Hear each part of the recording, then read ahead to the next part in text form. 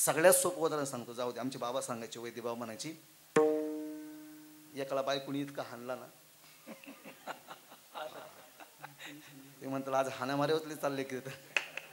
आता काय करू, ते विषय तसा आहे म्हणलं. तो भोळा म्हणलं तर भोळा सांगितलं पाहिजे का नाही, किती भोळा आहे, किती भोळा आहे.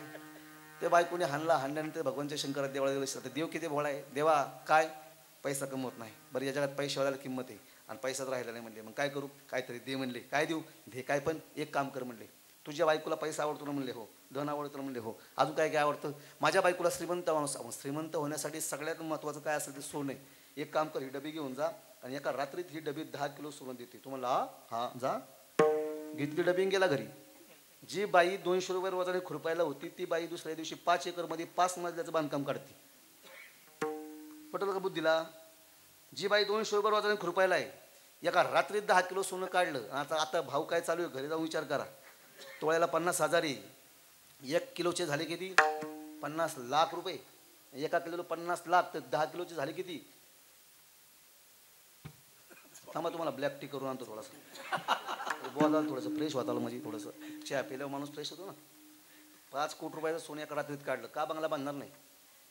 बंगल्याचं बांधकाम सुरू झालं, 6 महिन्यात बांधकाम पूर्ण झालं. 6 महिन्यात बांधकाम पूर्ण झाल्यानंतर महाराज शेजारच्या बाईने विचार केला, त्यांना पोरग नाही, हे कुठं कामाला नाही, ह्याने जमीन विकलेली नाही, एका रात्रीत एवढा पैसा आला पण याच्यात. 6 महिने झाले यांच्याकडे नुसतं पैसा पैसा, एका रात्रीत मला असं एवढी श्रीमंत, असं काय लॉटरी लागली काय विचारलं. लॉटरी लागली की म्हणजे नाही. मग काय कसं मिळाली नाही म्हणले, ते सांगायचं नसतं म्हणले. ते शेजारच्या बाईला कुतूहल होतं, काय नक्की पैसा आला कुठून. रोज रात्री 12 ते 3 यांच्या घरात लाईट लागलेली असते, नक्की काय. मग ती बाई आहे ना महाराज, ती एका खिडकीच्या कोपऱ्यातून असं बारीक बोळातून बघत होती काय.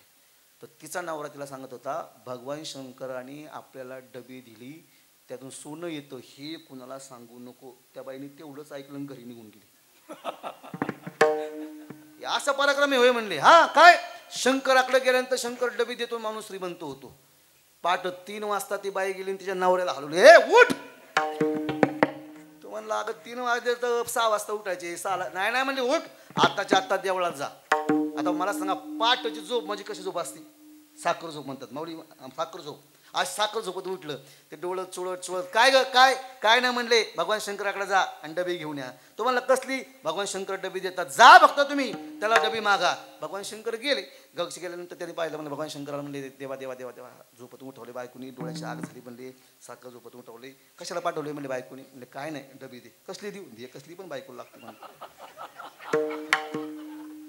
झोपत दे कसली पण. भगवान शंकराने ओळखलं, हे पहिल्याचं पाहून हे दुसरं गिऱ्हाईक आलेलं.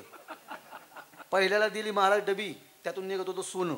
10 किलो सोनं एका रात्रीत निघायचं. ह्याला दिली डबी आणि ह्याला दिली डबी अण्णा. पण ह्याच्या डबीतून काय निघलं माहिती आहे, हे मला डबी दिली पण नेमकी सोन्याची, एका तपकी दिवशी भागावतं खरी. असं उघडली डबी, उघडल्यानंतर भला मोठा मिशीवाला माणूस बाहेर आला. असा हे मिशाचा आकडा, एका हातात वस्त्रा, एका हातात कैची, एका हातात तो दाढी करायचा ब्रश ब्रश ब्रश, एका हातात पोत बसवला. पोत्यावर बसवल्यानंतर 5 मिनिटात भुंडा भुंडा भुंडा. आता मिशीवाला आला, एखादा कैची वस्त्रा, म्हणजे कोण आला असेल तुम्हाला सकाळ कळ घरी गेलो.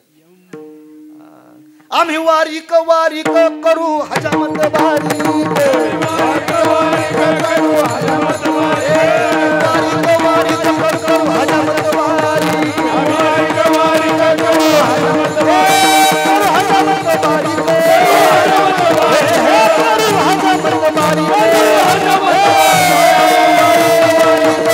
हजामत वारीक, वारीक वारीक करू हजामत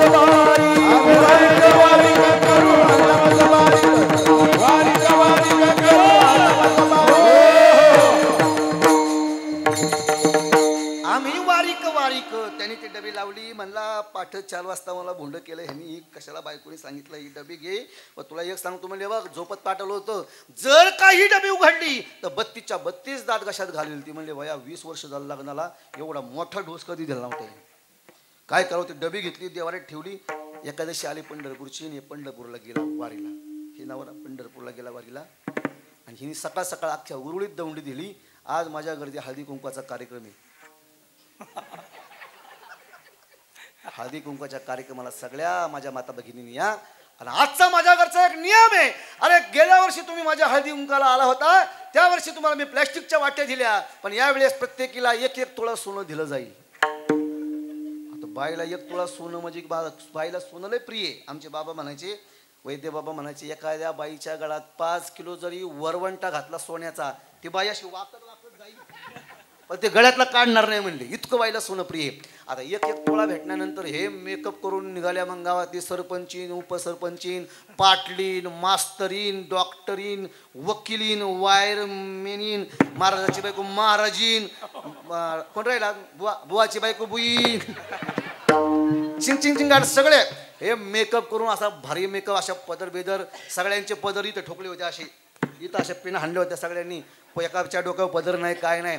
लोक म्हणायचे आज काय म्हणजे संक्रांत नाही काय नाही काय नाही, चालले कुठं नाही म्हणले, आमच्या अमकीच्या वाड्यावर म्हणले हळदी कुंकवाचा कार्यक्रम आहे म्हणले. मग एवढा मोठा कार्यक्रम पहिल्यांदा गावात आहे, चला म्हणले पाहायला, गडी माणसाला प्रवेश नाही म्हणले, मग फक्त बायाच माणसं आहे म्हणले. तिथं अख्ख्या गुरुळीतल्या म्हणतो आपल्या त्या गावातल्या अख्ख्या बाया, सगळ्या बाया त्या हळदी कुंकाला गेल्या. हळदी कुंकाला त्याच्या वाड्यावरती ते म्हणले, बघा जी मी तुम्हाला जे देणार आहे ती गुपित ठेवा, गावातल्या लोकांना सांगू नका, नाही तर ईडी माग लागेल, इडी इडी इडी इडी माग लागेल, नाही तर आपलं सगळं जप्त होईल म्हणले. काय आणि ठोका म्हणले, दरवाजाला आरगळा, पूर्वी दरवाजाच्या माग असा एक आरगळा असायचा, आगळ काय म्हणायचं, आगळ काय म्हणतं, आगळ असायची अशी, दरवाजा उघडू नये म्हणून आगळ ठोकल्या, सगळे कुलपं लावली, सगळे लावलं, आणि जी डबी देवाऱ्यात ठेवली होती ना ती डबी अशी मधोमध टेबल आणून ठेवली, देवाऱ्यात ठेवली डबी मधोमध ठेवली. म्हणजे पहिला मान गावातल्या सरपंचीन बाईचा, रामकृष्णारी सरपंचीन बाई वा हळदी कुंकू. दुसरा मान गावातल्या पाटलीन बाईचा, हळदी कुंकू वा. तिसरा मान गावातला उपसरपंचीन बाईचा. चौथा मान गावातल्या सदस्यीन बाईचा. पाचवा मान गावातल्या पाटलीन बाईचा. सगळ्या झाल्या एकत्र, सगळ्यांनी हळदी कुंकू वाहिलं. म्हणले चला सगळ्यांनी हळदी कुंकू वाहिलं, म्हणले वाहिलं, चला पहिल्यापासून परत सुरू करा. पहिला मान गावातल्या सरपंचीन बाईला, उघडा डबी, उघडली डबी. आता पुढचं म्हणून सांगूच का, सांगाय पाहिजे म्हणते, पैसे घेतले सांगाय पाहिजे, बघ काय हुशार माणसं म्हणते, पैसे घेतले म्हणलं सांगायला पाहिजे, असं कुठं अर्ध थोडं चालतं का. हा हा सांगाय पाहिजे म्हणले. साहेब डबी उघडली, जशी सरपंचीन बाईनी डबी उघडली तशी सरपंचीन बाई 5 मिनिटात भुंडी. बाता बाता अख्खी उरुळीच म्हणते, ती गाव अख्खं गाव भुंड झाल्यानंतर ज्या बाया पदर ठोकून आलत्या का त्या बाया भुरका घेऊनच निघाल्या. असा भुरका हाणायच्या निघायचा. लोक म्हणले का जाताना मेकअप करून गेले, येताना भुरका हाणून का आले, या काय भानगडे, का भुरका हाणून आल्या, हे ज्याचा पाहावा त्याचा भुरका, ज्याचा पाहावा त्याचा भुरका. पण ज्या बाया गल्लीतून आलते का त्या बाया घराच्या पाठीमागून हिंडायला लागल्या, पाठीमागून जायला लागल्या, भुरका हाणलेला. सगळ्या बाया घरात गेल्यानंतर दरवाजा लावून घेतला. हिचा नवरा दुसऱ्या दिवशी आला, पाणी दे का पाणी दे. ती पाण्याचे तांबे घेऊन आली, पाण्याचे तांबे घेऊन आले आणि त्याचा भुरका हाणलेला. तो म्हणला पंढरपुरात जाऊन काय घर चुकलो काय, बुरख्यावाला कोण आलं नवीन घरात, कोण आहे. भुरका पाहिला, तो म्हणला आपलं घर नाही म्हणला. ओ तुमचंच घर आहे, थांबा. तो म्हणला आवाज तर पप्याची आईचा, पण पप्याची आई कधी जास्त भुरका घेतला नाही म्हणले. मला तर 22 वर्षात आठवत नाही तिने कधी पदर घेतलाय म्हणले. ही कोण आहे, अहो मी पप्याची आहे. ती म्हणले भुरका कायला घातलाय. ती म्हणली तुम्ही विचारू नाही आणि मी सांगू नये, तुमच्या पाया पडते, तुम्ही विचारू नका, तुम्ही पंढरपूर मला पाणी प्या जेवण करा. नाही म्हणले, असं येड्यागत का करते, भुरका काय घेतलाय, भुरका काढ. ती म्हणली नाही काढणार, तुला सांगतोय ना काढ. नाही काढलं पप्याचा बाप काय त्याच्या गावाला माहितीये, भुरका काढ. आणि तिने जेव्हा भुरका काढला, ओ अगं पप्याचा बाप पंढरपूरला गेलता, मसनात नव्हता गेला, जिवंत आहे ना. ते म्हणले माझ्या एकटीचं अख्ख्या उरुळीचा हाच देवार आहे, कीर्तन उरुळी असल्यामुळे उरुळी येते बघा, अख्ख्या गावाचा हाच देवार आहे. मला का सांगायचे, शेजारी बाईला डबी भेटली, तिच्या प्रारब्धात होती, हिला डबी भेटली नाही कारण हिच्या प्रारब्धात नव्हती. पण देव इतका भोळा आहे, दोघींना दिलं.